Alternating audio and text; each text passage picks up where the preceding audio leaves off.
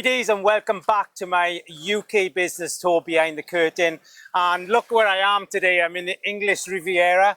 I think I've said that right. And but here's the thing. We decided to come out of office today and do this opportunity to deep dive with this lovely. That basically is one of the businesses within this place, within this country. We're in Paynton. Paynton.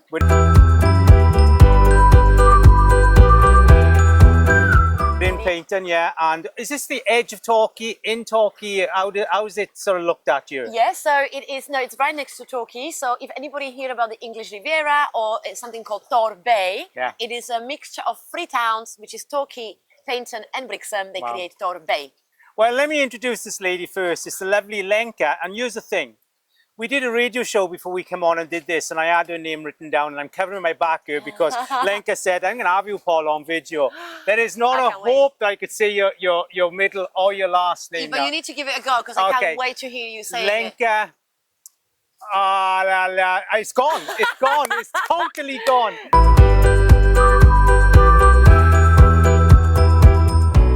Completely. Yeah, totally. We've known each other for so long, but no, I'm leaving now. You can't. It's pronounced Lenka Jędrzejeva Bednarikova. Brilliant. Try now? No. It's gone again. No, I'm not. But here's where we are. Brilliant. Is that you're a beautiful entrepreneur, and you are someone that helps thrive this part of this country, part of the economy here in Paynton, because you do the holiday lets. I do, yeah. And that's not an easy industry because it's a yo-yo industry, and out of all the things you could have gone into, let's talk why first. Why did you go down that route? Mm-hmm. So for me, it was. So when I started learning in my 20s about financial freedom and things like that, then you start realizing what you could do in like one of the things was property, to get in a property. But I always thought that to get in a property, you need to have enough money to save for deposit and get yourself a buy-to-let and then put a tenant in it, and that's the way to get a mortgage, etc. But I've learned that there are other ways to get in the game. Yeah. And I love travels. I spent many years in hospitality, high class, fine dining hospitality in management. And I love the idea of combining, basically. I love travel, I love hospitality, and I want to get in a property. And when I was moving away from the place when I was living before this one, one of the reasons why I was choosing this destination as well was because I was kind of ready to, had an idea that I'm getting in the game, and I was like, this is going to be amazing. Wow. I want to live there, and I would love to start my business there. Do you find, I'm going to say it is a fragile industry because it isn't something that's all year round, or if it is, you have to work harder in one part than the other because, we are people of habit, and we do like to go on vacations when we are dictated by weather, or events. Absolutely. You are completely right. So when you are there are other places in a country where the tourism is all year long, for example. So they are slightly different places. You could have a holiday let busier. However, it still can be fragile as well because it can be oversaturated area, for example, or something. So there also could be other threats, if that makes sense. But yes, it is like we had COVID. That obviously affected the area really. The industry really, really badly. How was that for you? How was COVID for you then? So I wasn't in the game. I was getting in the game when the COVID hit, and I literally stopped and I paused basically. But then I got in the game when we were already in lockdowns as well. So I had experienced the lockdowns, and it wasn't easy. It wasn't easy because people were scared to travel. But then I think by the third lockdown, people start easing up slowly when the staycations became a thing. Yeah. So but then also affected the industry a year later because once we could travel, everybody wants to go abroad because we were stuck in the country for 3 years. So it was when we finally got Do you think that staycations were, and still are for some people, a way now, because a way of life? And what I mean is that, we constantly felt we had to pull our passport out to travel. And there was that surge of people wanting to run into another country after being stuck in the country. But do you feel that there's still a benefit from the staycation habit now? For the industry, Yes. yes, I think so, because loads of people still calling it staycation. Loads of people don't like planes, for example, or people also realize in the last 3 years of COVID that we have many beautiful places in the UK, and as long as they're not bothered about warm water, because obviously our water is not Mediterranean, obviously it's not. It's beautiful. It's not as warm. As long as people don't mind for that, because not everybody goes in the sea when they go on a holiday. Yeah, I think there's still plenty of people do like the staycation word. I keep hearing still. Are you finding that, here in this part of the world, Painting, that the economy is lifting now, or where do you feel you are, or where do you feel this part of the world is in its reliancy of a return of visitors? Do you feel it's picking itself back up? Yeah, you completely nailed it on the head there. It's very true. It is picking up itself. So this area used to be #1 UK destination for holidays. Then, as many places, it's quite normal. Just like us, sometimes we do it as a human beings to ourselves. Sometimes we just kind of, yeah, you get in a habit of everything is fine, and things are slightly going slower, just like with our own routines or anything. So that happened to the economy of these towns as well. Yeah. That there was a times when it just suddenly just was going slightly down. Was this before COVID, or? Yeah, before COVID. So do you feel people are getting lazy in their business since then? Yeah, I think it was just people stopped investing into area and all that. I think, but it stopped now. That's changed. That's changed. You can see beautiful hotels are being built all the time. New shops are being new brands. People are making gins, local gins, or like local chocolates. All sorts. Like the economy is picking up.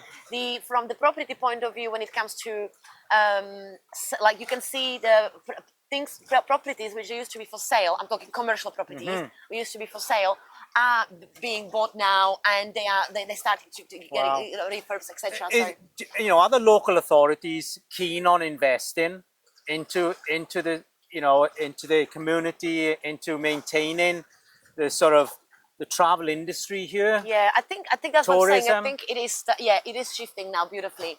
I think it helped the fact that we getting out of we just when the economy was just hit really badly with a Brexit as well. So it's like a combination of COVID, Brexit, etc. There's a lot happened. Yeah. And loads of industries were really shaken up from it, and hospitality is one of them. And I think if the tourism was slowing down, the locals had to start doing something. And I think by combining powers, you can see slowly the shift. So, I see. So what you're saying is that it's a shift. It's a combination. Local business, local people, they got together, or they combined energy. Because we've got you can see it from just by chatting to locals or going on local networking events and things like that. So I think they really do want to bring that back up. It used to be #1 UK destination, holiday destination, and I can't see why it can't be again. And it definitely is beautiful. It's beautiful. It's absolutely stunning. Otherwise, I wouldn't live here. I wouldn't have a business here. And it is definitely changing, shifting to much better. It is great to hear, when local businesses are still networking for the purpose of building rather than just selling to each other. Absolutely. And I think that's wonderful that is happening. And it is a mixed energy here. And what I mean by that is, you've got people coming that will come and invest for a week, spend for a week, and then go home, which means it has peaks of energy. But then the businesses have got to then do what they can with those peaks of energy to, basically get the invoice that they can out of those peaks of energy. When you think about that, and in some ways there is conflict, because, you often hear business being criticized for increasing at certain times of the year, an invoice rate, a charge rate. But also it's important they have to utilize those peak times in order to be there next year. Yes. For the people to come and revisit. Yes. Otherwise they'll not make it through the hard times in the winter. Absolutely. And the winter can be challenging, but also you have to find a way around it. So the way how I've done it is that learn from my first year, which was slower. You pivot as you go, you learn. And what I've done is that I decided I want to help locals who are, let's say, moving to the area or are between the house sales, for example. Yeah. And I thought I'm going to help locals. So in the winter, I tried to get myself a winter tenants who are looking only for temporary accommodation. Oh, wow. So that was my way of getting around in the winter. Wow. Now you currently, I think you have about 14 on your Yes. 14 lets that you work with. Which I manage, yeah. So I've got 4 as a rent-to-rent basis, which they are mine, which I'm fully responsible for, and then I manage for other people as What well. is the name of the business? Lenks Escapes. Lenks Escapes. And how do we find Lenks Escapes? So I advertise a lot on Instagram. I've got my own website, so lenksescape.co.uk. Very simple, lenksescape.co.uk. That's my main website for direct bookings, but Instagram, Facebook, you can find me everywhere. No. And I like the properties. I have my own, the rent-to-rent ones, which is rent-to-service accommodation for those who don't know. I try to go very unique style. My goal is to make people stop scrolling down when they are going on Airbnb or anywhere like that. Oh, wow. And my properties are quite unique, and some people call me Coco Chanel of interior design. Say that again with a slower accent. Some people call me Coco Chanel of interior design. Wow. I mean, that is beautiful, because what you're saying is that your niche is being outstanding. There we go, you know. A business of this size, and I don't play that size down, but you have to work harder than most. You know, a portfolio of 14 may not sound a lot, but it's still a lot of work for a one-man band, for an SME person. There's a lot of personalities. There's a lot of services that are involved in keeping that niche. I love that, the Coco Chanel, you know, it is, and that is fantastic for Europe. But how long has it been now where you've been in the business, growing it? 2.5 years. So this is my 3rd summer, but yeah, I've done it on my own from the start. So learning as I go, making mistakes as I go. How hard was the first year? It was challenging, but I love it. The thing is that I found when you love something, the challenge are not painful as much. Yeah. They are challenging times, obviously, but genuinely speaking, I love what I do, and I love the problems as well. Did you find, you know, any points it was quite lonely running your own business? It's very lonely running your own business, and that's why it's very, very important to have a good communities. Yeah. So I'm part of beautiful communities, online and offline, and just having a people to talk to when it comes to, sometimes you don't even need advice, you just need someone to listen to who understands what you're saying. Because like what I call them normal friends for this purpose. The normal friends, they are there for you to pick you up when you're feeling low, or to be there for you, you know, just to be there as your good friend. But when it comes to business, it's nice to be able to just speak to someone, even if it's not the advice you're after, or even if their advice is not what you need, it's just talk it through with other business like-minded person is important. Now, I want to throw this in because there is a second string to your bow, they say, which is Lenks modeling. Yes. It's self-organic modeling. Or organic self-modeling. I do apologize. So yeah, just want to bring that in there because you'll find Lenks modeling on Facebook and on LinkedIn. Instagram. Yes, there I go, LinkedIn again. It's so important though because Lenks is really bringing this organic nature mindset to modeling that is right now struggling to sustain itself, very much like the English dictionary is up against the urban dictionary and the digital dictionary. And organic modeling is up against, you know, synthetic modeling and all those things. But we won't go too into that. But you will find that on a radio show that Lenks did. So do look out for that. That will be put out there. But coming back, you know, you're in this game now. And do you find that, has there been, I know we talked about people, you know, coming back and being loyal to the country and staying in the country and having holidays and investing that money back into the country. Do you find that is kind of leveled out a little, or do you find that it's still growing or deteriorating? Where do you see this, your industry? Yeah, I think it's, so with the industry, it's like, so people, I do see more and more people want to invest within the locals. Like they want to invest in the local shops and things like that. So it's something what people talk more and more about. Yeah. Which is nice to see. The problem with the, as I said, the downsides of our seawater is that it's not that warm. And for some people, some people genuinely just want warm water. But apart from that, I think it really is nice. It's nice balance. Loads of people I talk to, like from my guests, they said that they like nice one big holiday abroad, and there are lots of little holidays in UK. Wow. And I get that a lot. And do you do a lot of that micro sort of visits then? Yeah, Is that yeah. a big part of your portfolio? Yeah, it is. Yeah, like people revisiting, people who just like they little. Sometimes last minute, people would be up in Yorkshire, for example, or Yeah. in London on Friday, and they just send me a message in evenings like, "Lenka, do you have any availability tomorrow? We're just thinking of popping in. The weather is great tomorrow." Yeah. So people do like little escapes in the UK. So having this gem, Yeah. having this beautiful gem is absolutely But that's- perfect getaway. That's having to think on your feet though, because you think about it then, your portfolio of clients consists of the night before drop-offs, the weekenders, the week-long perhaps.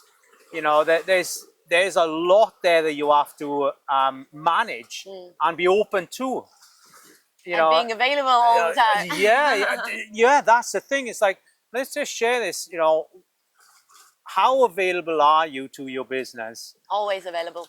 The thing is, I'm really good with boundaries. So there are things. Yeah, you're that now, really good with boundaries. Very good with boundaries. I had to learn that, but I'm really good. But in other ways, without going deeper to that, in other ways, I have to be available because if there is a leak at 2 a.m. or there's a fire or something like that, I need to be able to be reachable.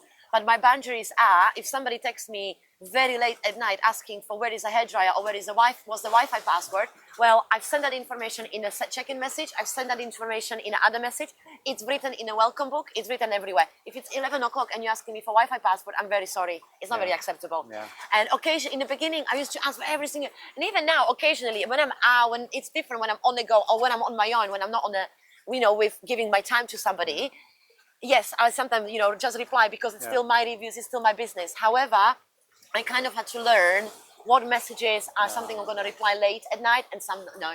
I mean, that's a hard balance also, because you're in the vacation business, which means that, the business is there to service an experience. And we all love our holiday experience. We're very, and rightly so, we're very selfish in what we expect from our holiday experience. But sometimes we forget there's a human being providing that holiday experience, and they just expect you to be in the moment machine. Yes, totally. And also, what I've noticed is that some people they a very little. Don't get me wrong. This is a very little amount of people from the amount of I get. But occasionally, some people they book a holiday apartment and they're expecting hotel services. They'll be like, "Where are our fresh towels this morning? Where is our this?" And I'm like, "I'm sorry, but that's not a hotel." Yeah. And it's like that. So some people, or genuinely speaking, either you can tell that they never tried holiday let, or they just genuinely thought the holiday letting is something else. Does that put you in a place of feeling guilty though? No. Because business guilt is a big thing. Yeah. It truly is. And yeah. No. Did you have to manage that though in the early days? Did you find that you were overdoing in the first year or so of your business? To be like a little bit, but not necessarily, not really. What I've been doing is the first year, when I started and when I had literally like 2 free properties, I was still doing my own cleaning as well. Obviously now I have everything is outsourced, but I was doing my own cleaning as well. And because I was the one who was going to the apartment physically, and it was beginning, I used to pick up fresh flowers, fresh croissants, fresh fruit and things like that. So the people would come in and there's the mini bottles of Prosecco, fresh flowers, a bowl of fruit and croissants. So I was doing that, but at the same time, it's not necessarily overdoing. It's also, this type of business is driven on reviews. And I was completely beginner with massive competition around me. I was trying just to make sure that the people's experience is the best as I can provide to build the good reviews as well. Reviews. So it's really important because there are certain things I can do and control, but there are things like cleaning team. Cleaning team can ruin your business. Because cleaning team is something out of my control as such. I'm responsible who I employ, but still they can ruin your business. You can get 1 or 2 free bad reviews because of the cleaning. That's affecting my future bookings. So so things like if I can do any little things like in the beginning, I could bring fresh flowers and things like that. The idea was if I screw up somewhere else, at least hopefully we'll balance it out a little bit. I love that thought. And I love that balancing act because again, a vacation is an emotional experience. And we'll remember the smaller things that make up for the bigger part of the whole time so there. that was the idea with it. Yeah, I can see your entrepreneurialism and really behind that. But think about reviews though. You know, I just want to touch on this because the reviews are brutal. And I mean that in a way where reviews are a very cowardly place to say things that sometimes are over exaggerated. And I say this a lot, is that one of the worst things that was invented was reviews in making a business. Because reviews are often built from a single-minded, and I'm talking about negative reviews now, not positive. Yeah. But negative reviews can be built from a very single-minded understanding of an experience. Now, let's not take away the need for reviews for those businesses that just don't give a damn and don't care about your investment, don't care about the money that you put in to go for that experience, and the business is run very poorly. They're very important, but when you read reviews, really give thought to what that review is trying to say or what it's actually trying to damage, especially in your industry. Yes, and Paul, just to add to the review thing, is sadly I completely agree with you with the review thing, and sadly, it's people.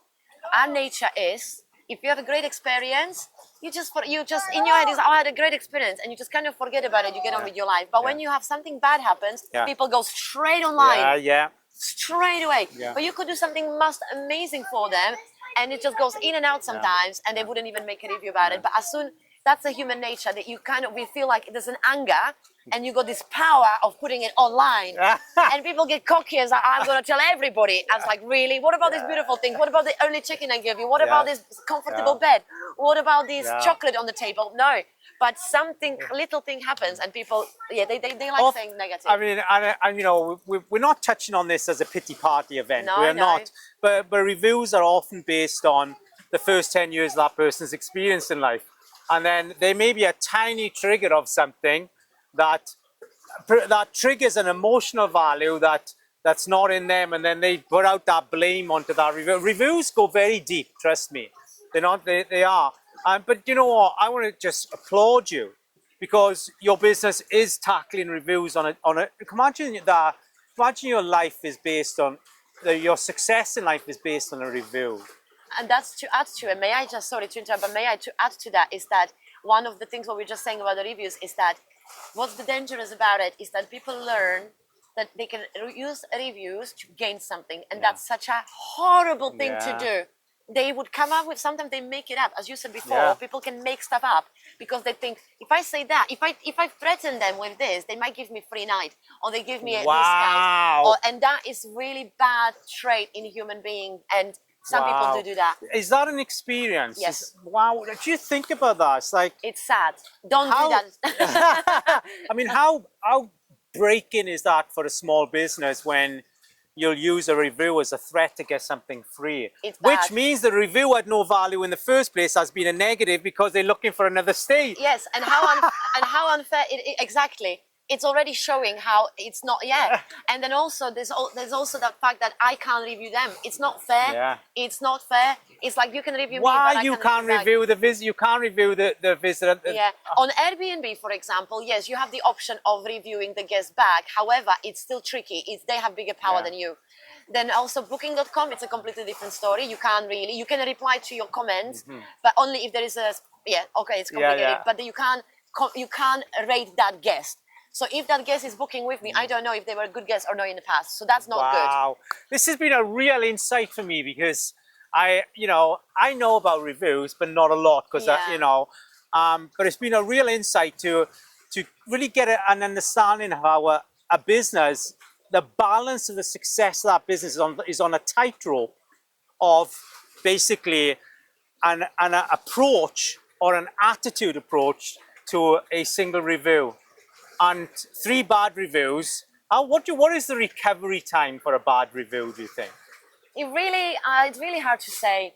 The thing is that some people are really, if I have an option of replying to that review, some people appreciate my approach to it. Yeah. So if it is something what keeps repeating, obviously there might be something I don't care about, and obviously, but if I'm addressing the issues correctly, or if sometimes you can clearly tell that it's just a horrible person. Very rarely that happens, but very rarely I reply to the review a little bit, not as nice as I would wish, but not in a bad way, but I mean as a like, no, you're just being cheeky sort of thing, but not all those words. Yeah. But most of the time you just address it in a very professional manner and be like, you know, thank you so much for letting us know. Because without that review or without that feedback, I can't get better. And as long as people can see that I'm trying to improve, or if I have a bad review about something, but that doesn't repeat anymore, they think it's fixed. Or I mean, hopefully that's fixed. Sorry. So give me the name of the business again. Lenka's Escapes. Come and escapes with Lenks. And where do we find your Lenks? Let's have it again. In English Riviera. No, I know, I'm joking. So it's lenksescapes.co.uk, Lenka's Escapes on Instagram, and Lenka's Escapes on Facebook as well. I mean, how passionate is this lady, eh? I mean, listen, it takes guts and courage to talk about reviews in the way Lenka's have here today. You know, Lenka is a very heartfelt individual, and, you know, someone of her nature that puts herself in that firing line on a daily basis is enough for you to know that this lady cares 110% about the quality of your visit, or she would do something else for a living. That's for sure. Thank you, Paul. Oh, Lenka, it's been absolutely beautiful. Lenks to her friends. Yeah, thank you for having me here today. I loved it. It's been wonderful, and here we are, another deep dive on, of course, my 2024 UK Business Tour Behind the Curtain. Happy days, and what an interview. It was absolute honor and pleasure to be here with you today and having you in English Riviera.